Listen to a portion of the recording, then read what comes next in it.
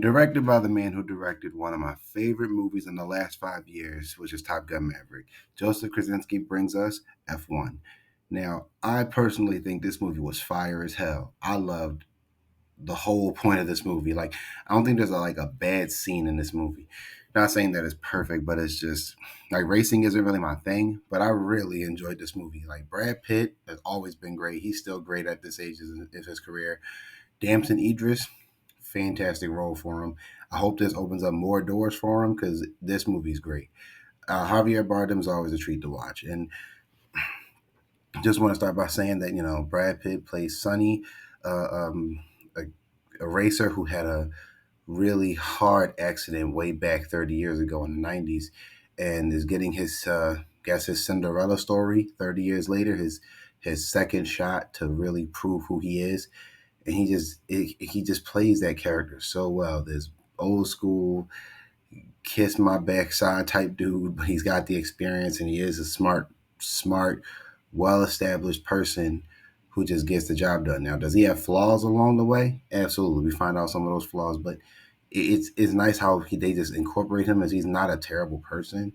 He just has some bad luck, a lot of bad luck, because he's gambled. Gamblers, that seems to be a trope. Look at Lady Tsunade from Naruto. She was a hard gambler and she had some bad luck. Damson Idris plays Joshua Pierce, who is this up his own ass new guy who seems to be very popular amongst the racing world, even though apparently he doesn't win any races. But he's just up there. He's the top racer of, oh my goodness, what's the name of their joint?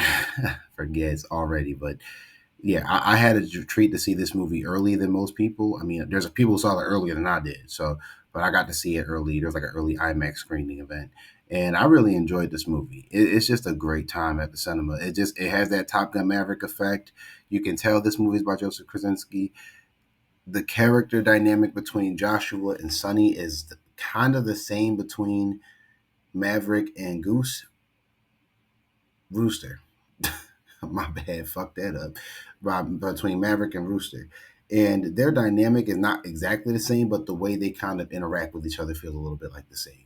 And I really enjoy that. I really like that dynamic of the older guy and the younger guy, and they just kind of not getting along. But then they finally start to see things their way. I do think Damson Idris has a really good character arc in this movie, where he goes from the snarky, stuck up little jerk to he kind of gets humbled by a mistake that he made, and then he ends up kind of learning from the older guy. And it's really great. I really enjoyed that idea of storytelling because yeah, you're young, you're in your prime, you're just at a third. Damson Idris is like 35. Like, but I'm pretty sure Joshua Pierce is supposed to be like in his early 20s. They never really give an age for him. I love the equality of the two characters that they both had the same experience at the same age, obviously at different points in the time frame. Because I think Brad Pitt's character is supposed to be like 30 years older than Damson Idris is, maybe even 40, given how they're trying to talk about it. And they both have something to relate to, something to agree with. I love that scene. That scene at the poker table where they're kind of going through the grievances. It was a really clever way to do it, and I really like that. They won't talk directly to each other, but they can talk to her through each other, and I think that part is really good. Um, it's just the style of this movie. I mean, a lot of people would say, "Oh, this movie feels so old fashioned," but honestly, I'll take old fashioned over what we've been getting.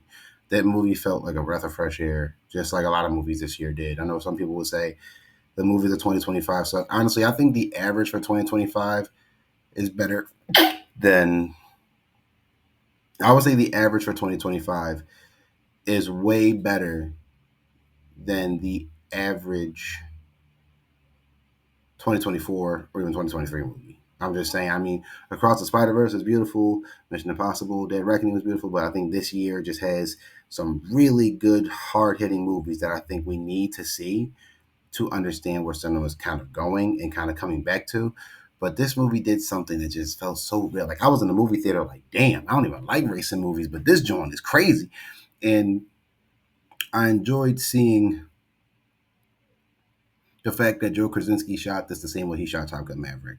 He shot this in a way where you can kind of get a feel for the race. So whatever you're seeing is actually happening. There's no CGI. I know the F1 people actually let them shoot through some actual F1 races. Maybe that's why it's not too crazy like Top Gun Maverick, because they don't have the freedom of the air where like there's likely no one they're gonna run into. Whereas like this, there's a good chance they can run into somebody. So I could see where the safety of filming took place, but it's still shot beautifully. You still get this intense, riveting feeling like, yo, they might crash this joint. Like, you feel what I'm saying? Like these turns is crazy. Like I'm in the theater, like, yo, bro, what's up? What's up? Like when they gonna crash? And it's kind of like one of those things. But the feel of the movie is there. The intensity of the movie, the groundedness, the character development, the heart in making the film. Joseph Krasinski might just be on a streak at this point. He might honestly be on a streak. Like I don't know what his next movie is, but I'm pretty sure I'm more amped to see it if it is his name. I think his next movie might just be Top Gun 3. And if that's the case, I'll be in that theater night one, bro. Like straight up. So yeah, this movie's great. I know the soundtrack and Ray and Doja Cat are in the soundtrack. It's a fire ass soundtrack too. So for this movie to be like an F1 movie, like a Formula One racing movie, this is actually a really good damn movie. Like I would say on a scale of like 1 to 10, I would give this movie like an 8, like an honest solid 8 out of 10, and that's just because like I said, I'm not a biggest fan of like Formula One, so it does lag at certain points. But for 2 hours and 35 minutes, the pacing's actually really damn good. Like, but I was like, damn, this movie couldn't just be like 2 hours 20 or like 2 hours, like, but it does everything it needs to do. I just wouldn't call this like one of my favorite movies, but it might definitely be one of my favorite movies of the year. I know I'm tripping over myself a lot with this. It just goes to show that Hollywood really needs to pay attention. Hollywood needs to pay attention to what they need to do to get people back in the theater. I was surprised at how full that theater was. I don't know if those people were like Top Gun Maverick fans or fans of Formula One racing. I don't know which one is which, but it was just good to see a full theater of people in a theater, but nobody was looking for like the crowd moment. Like nobody was looking for like the chicken jockey moment or the cab lifting Thor's hammer. I think people just wanted to see the movie. So yeah, there were scenes. The humor is great. I think they are funny in this joint. Like the humor. Brad Pitt is so good at being funny, bro. And even Damson Idris can be a little funny. But like everyone is really good. It has some pretty good laugh out loud moments in the movie, which is kind of like Top Gun, but not the same. I think this movie looked for more of a grounded funny, whereas Top Gun Maverick's funny was more like ironic. So I really enjoyed that. I really enjoyed all of that. Uh, what else is there? Like this movie is just a good. It's a good time at the cinema. I would say anybody who wants to just go sit down and enjoy a good story with some good character, I would definitely recommend going to see F1 in theaters. And if you don't want to see F1, that's also fine with me. But I'd say you're missing out. I'd say you're definitely missing out. So if I had to say, like, is this one of my top 10 movies of the year? There's a good chance. But we still got 6 months left. And we still got July. So we'll see. We'll see what happens. But if you made it this far, I'm glad you did. Smash that like button.